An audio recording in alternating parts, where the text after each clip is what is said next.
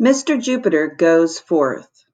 On the first day of school, Mr. Jupiter wrote his name on the blackboard. Welcome to the fourth grade, he said to his 19 new students. I am your teacher, Mr. Jupiter. Jupiter, repeated Humphrey Parrot. Jupiter? That's a funny name. It's not as funny as Pluto, said Bruce Vanderbanter. Or Uranus, added Lenny Whittier. The boys high-fived.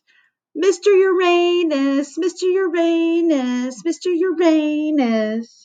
They glanced at the new teacher, waiting for a reaction. But Mr. Jupiter just smiled. I'm glad to know my students have a sense of humor, he said. Then, pop!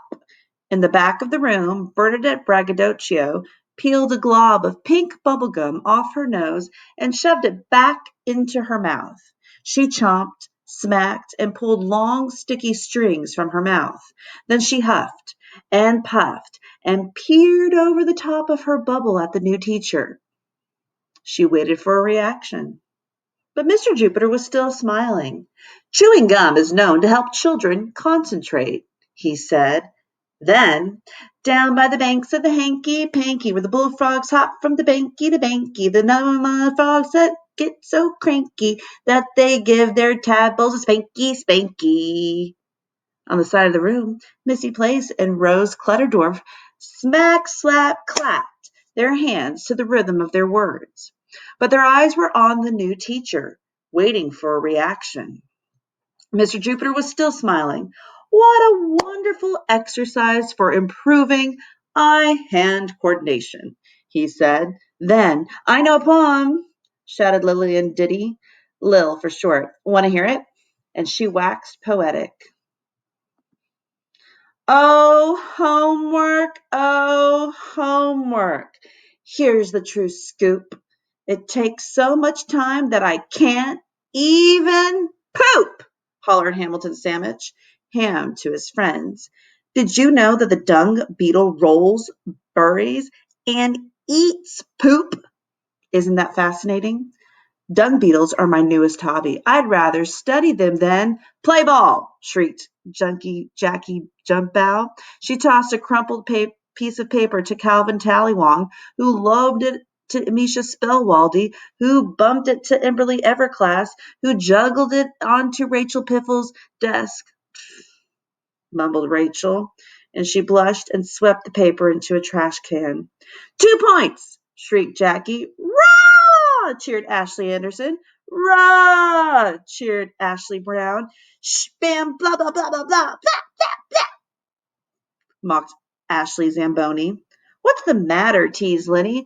Don't you want to cheer like the other girls?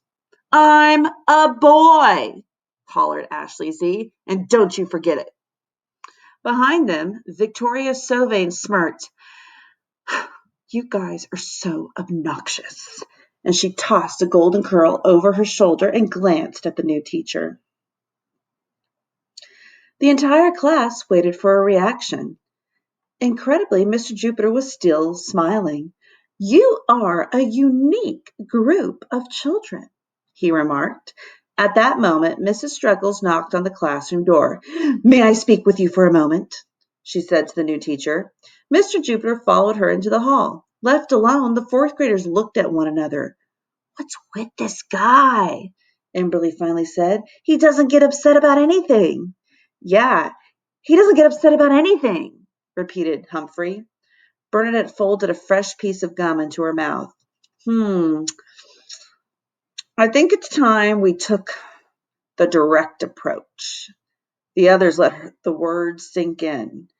The direct approach. Everyone knew what could happen if they took the direct approach.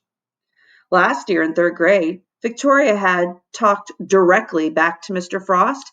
She had spent 30 minutes in Mrs. Struggles' office. The year before in second grade, Bruce had drawn a naughty picture of Mrs. Chin and pinned it directly onto the back of her blouse. He had spent an hour in Mrs. Struggles' office. And the year before that, in first grade, Ham had directly bit Mrs. Bucky on the foot after she refused to give him a second cheese stick. He had spent the next 4 Fridays talking with Mr. Sigmund, the school counselor. Was rattling the new teacher worth that kind of risk? We have to let him know who's boss, urged Bernadette. Otherwise, he'll try to control things all year long. So what do we do? Asked Rose.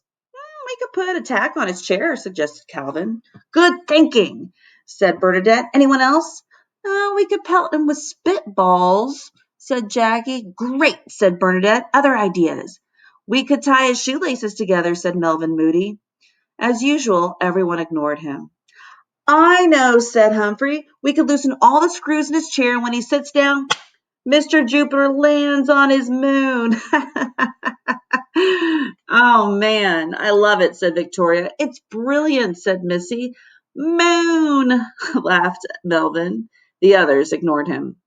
Then Stefford Bennett, who had been silent the whole time, spoke up. Get serious, he sniffed. Which of you is brave enough to put the tack on his chair? Ashley Z looked at Missy. Missy looked at Bernadette. Bernadette looked at Victoria. Oh, no, she said. I spent way too much time in Mrs. Struggles' office last year. And who, Stanford went on, is bold enough to pelt him with spitballs? Victoria looked at Melvin. Melvin looked at Rachel.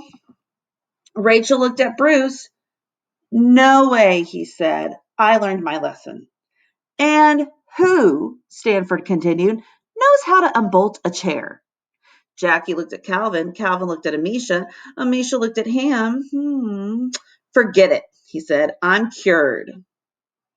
At that moment, Mr. Jupiter stepped back into the room. He clapped his hands.